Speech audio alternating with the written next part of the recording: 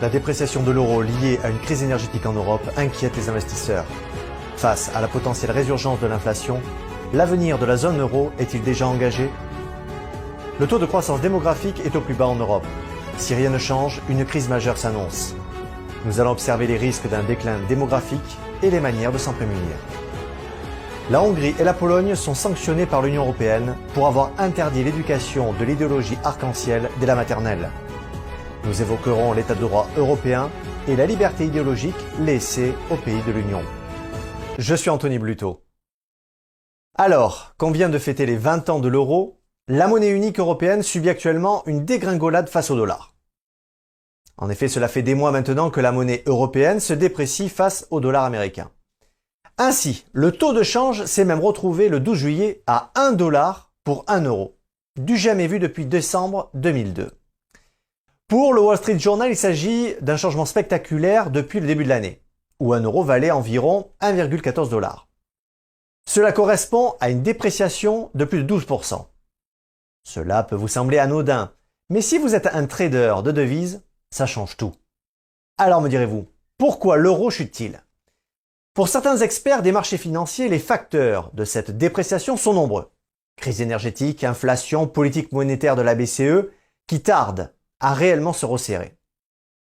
Il y a d'abord l'inflation, dont la majeure partie provient d'une explosion des prix de l'énergie, conséquence bien sûr de la guerre en Ukraine, mais aussi des pénuries de matières premières. Elles font aussi suite aux différentes vagues de Covid-19 qui ont paralysé l'activité économique un peu partout dans le monde, notamment en Chine. L'Europe a été ainsi durement touchée par la pandémie et ses conséquences inflationnistes. Ainsi, le taux d'inflation moyen de la zone euro a atteint 8,6% sur un an en juin, un record depuis 1997. De plus, la guerre en Ukraine est venue ajouter de l'insécurité sur les marchés financiers, ce qui a engendré bien sûr une dégradation des perspectives économiques en Europe. Même l'Allemagne a enregistré en mai dernier un déficit commercial pour la première fois depuis plus de 30 ans. Le pays a dû revoir son modèle de prospérité après l'augmentation du coût du gaz en Russie. Enfin, la remontée brutale des taux d'intérêt américains a précipité le mouvement d'achat des investisseurs en faveur d'un dollar devenu de plus en plus rentable face à la devise européenne. Nous pouvons faire un constat simple. Les capitaux vont là où les obligations rapportent le plus. Eh bien, Patrick Artus observe qu'actuellement on assiste à des transferts de l'Europe vers les États-Unis.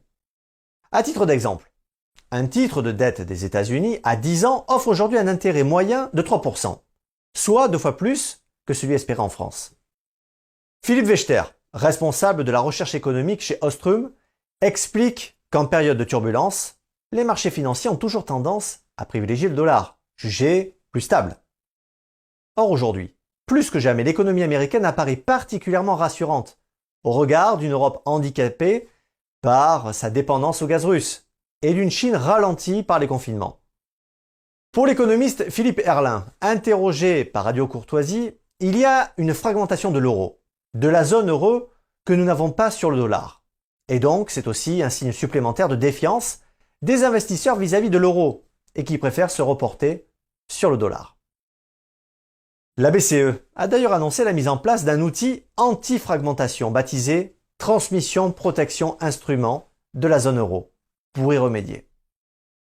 Selon l'IREF, contrairement à ce que soutiennent ceux qui accusent l'euro fort d'être la cause du déficit commercial français, l'euro faible ne sauvera ni le commerce français ni la France. Au contraire, pour l'économiste Mundell, le taux de change dollar-euro est le plus important au monde. Alors, quelles peuvent être les conséquences d'un effondrement de l'euro pour les entreprises comme pour les particuliers? Globalement, une baisse de l'euro par rapport au dollar peut rendre les exportations européennes plus attrayantes. Alors, pour endiguer cette perte de confiance, Christine Lagarde a annoncé le 21 juillet une hausse significative des taux d'intérêt de 0,5%. C'est la première hausse depuis 11 ans, bien après des divergences monétaires et le maintien prolongé de taux négatifs en Europe. Car l'enjeu est bien l'avenir économique de l'Europe. Après la chute de l'euro, je vous propose de continuer sur la même lancée et de parler de chute, mais ce coup-ci démographique. En effet, avec l'arrivée du Covid-19, la chute de la population européenne a atteint son plus haut niveau depuis 1950. Si certains écologistes se réjouissent de cette nouvelle, elle pourrait aussi être le signe d'une catastrophe à venir, si aucun changement n'a lieu. Nous allons maintenant faire un tour d'horizon de ce que la chute de la démographie pourrait provoquer et les solutions pour y remédier. Alors avant de parler de baisse, commençons par aborder l'augmentation de la population mondiale. Cette dernière est liée à la baisse de la mortalité infantile et à une plus grande espérance de vie.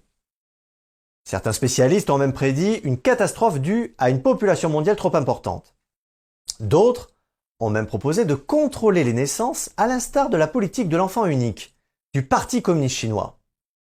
Le mouvement Child Free va même plus loin et réunit des personnes ne désirant pas d'enfants.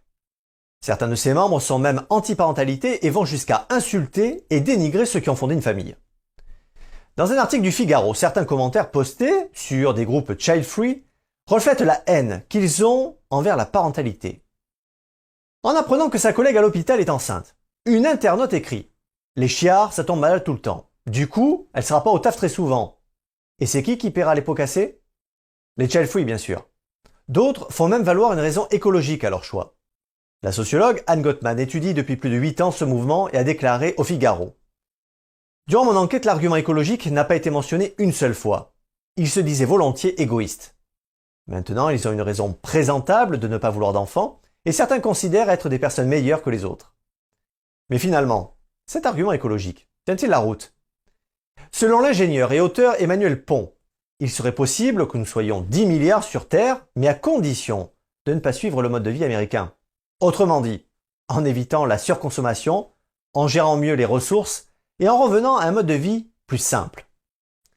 Selon l'ONU, nous serons plus de 10 milliards d'individus d'ici la fin du siècle.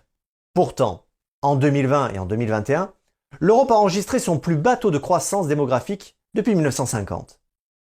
Mais alors, d'où viendront les 2 milliards d'individus estimés par l'ONU? De la Chine? Rien n'est moins sûr. Bien que la politique de l'enfant unique ait été abolie et que le régime chinois incite sa population à avoir 2 ou 3 enfants, le mal est fait. Selon une étude de l'Université de Washington, la population chinoise devrait diminuer de moitié d'ici 2100, tombant à 730 millions contre presque 1,5 milliard aujourd'hui. Le boom démographique devrait donc venir principalement de l'Afrique. Cependant, les structures ne sont pas pour l'instant prêtes pour accueillir autant d'habitants. À part la Chine, le Japon ou encore la Corée du Sud, l'Italie aussi fait face à une pénurie de naissances. En 2021, le taux d'enfants par femme était à moins de 1,3 en Italie contre 1,8 en France. L'Espagne et l'Allemagne sont aussi préoccupées par le déclin des naissances. En effet, si la population n'est pas renouvelée, nous ferons face à une pénurie de main-d'œuvre, une baisse drastique de la consommation et un effondrement du système de retraite. Mais finalement, quelles sont les causes de ce désintérêt pour la procréation ? Pour certains spécialistes, les naissances sont directement liées à l'économie. Autrefois, la main-d'œuvre manquait et les enfants étaient de précieux travailleurs. Aujourd'hui, avec l'urbanisation et la virtualisation du travail, les besoins de main-d'œuvre ont diminué. De plus, élever un enfant coûte cher, notamment pour les études.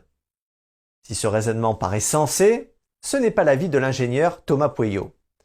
Selon ce diplômé de Stanford, les baisses de natalité dans l'histoire sont arrivées non pas en lien avec l'économie, mais en lien avec le changement des mœurs.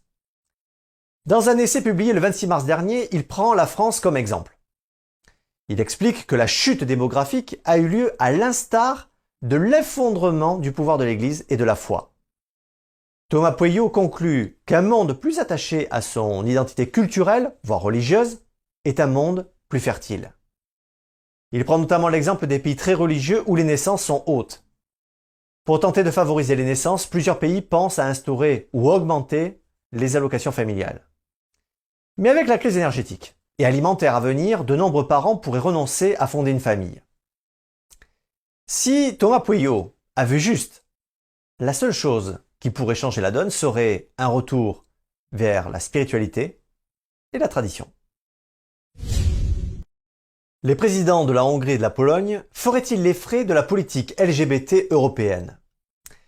Tous deux de courants conservateurs ont en commun d'avoir introduit depuis plusieurs années des réformes contrariant l'état de droit européen. Ces réformes touchaient aussi bien la liberté de la presse que l'indépendance judiciaire. En Pologne, la même mise sur la nomination des dirigeants de cette télévision et radio publique du gouvernement d'Andrzej Duda a heurté Bruxelles. Les juges du tribunal constitutionnel et autres sont tombés sous le joug de la majorité.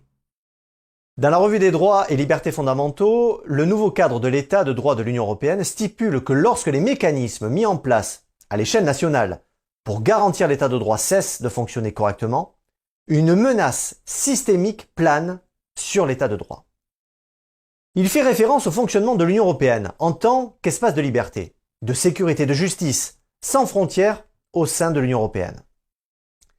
Selon la revue Toute l'Europe, le bras de fer que se livrent les instances européennes avec les pays résistants cache un problème de divergence avec l'état de droit souverain, parce qu'il échapperait au contrôle et à la surveillance des organes du Conseil de l'Europe.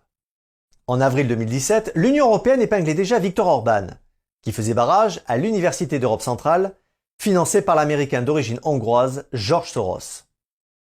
C'est en privant de licences d'exploitation et de financement étrangers qu'Orban a pu cibler certains établissements et faire barrage à Soros.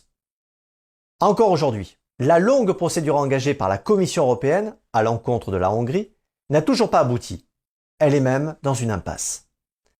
La procédure s'est empêtrée dans son propre règlement, qui exige un vote à l'unanimité. Varsovie et Budapest, restant solidaires, la Pologne et la Hongrie ont voté contre. Depuis 2021, l'État de droit européen fait une nouvelle chasse aux sorcières contre les deux pays. La Pologne et la Hongrie font cette fois barrage à l'idéologie LGBT. Écoutons de quoi il retourne. L'action en justice de l'UE vient s'ajouter à une liste d'âpres confrontations entre le Premier ministre hongrois Viktor Orban et les principaux membres de l'Union européenne. L'affaire porte sur une loi que la Hongrie a promulguée l'année dernière. Elle interdit l'utilisation de matériel considéré comme promouvant l'homosexualité et le changement de sexe dans les écoles. Le gouvernement Orban vante cette loi comme protégeant les enfants. Le Premier ministre se présente comme un défenseur des valeurs familiales traditionnelles. La loi a été critiquée par certains groupes et organismes de surveillance comme étant discriminatoire envers les personnes LGBT. En réponse, l'exécutif de l'UE a privé la Hongrie de milliards de dollars d'aide. Motif invoqué par l'UE, des différends liés aux questions homosexuelles, ainsi que des désaccords sur les médias et les tribunaux du pays. Pour la Pologne, c'est dès 2021 qu'une carte Atlas montrait en rouge les zones qualifiées d'hostiles à l'idéologie LGBT. Au micro d'Europe 1, un élu local de Krasnik, Jan Albiniak, commente la loi qu'il a rédigée lui-même. Il se veut protecteur de la famille et explique qu'il juge nuisible la sexualité précoce des enfants et refuse que dès la maternelle, ils soient encouragés à la pornographie. Côté britannique, Douglas Murray, auteur de Racisme, Marxisme et guerre contre l'Occident, il dénonce dans son dernier livre La Grande Déraison, la politique de l'identité. Selon l'écrivain, cette idéologie, largement soutenue par la BBC, fait partie d'une politique globale sur la race, le genre, les préférences sexuelles et remet en cause la notion même de communauté LGBT. Selon Visegrad Post, journal de l'Europe centrale, l'idéologie LGBT sous-entend la dissolution de l'identité occidentale par un démantèlement programmé de la famille. Visegrad explique qu'une fois les variantes de l'homosexualité seront à égalité avec la famille traditionnelle, aucun argument logique ne régira plus la législation. La revue extrapole, en imaginant que dès lors, des constellations polygames, incestueuses voire même pédophiles soutenues par la gauche et les écologistes pourraient devenir légitimes à leur tour. La place que va prendre l'idéologie woke entre majorité et minorité peut être déterminante pour maintenir l'équilibre de nos sociétés où les normes imposées viennent remettre en question nos modes de vie traditionnels.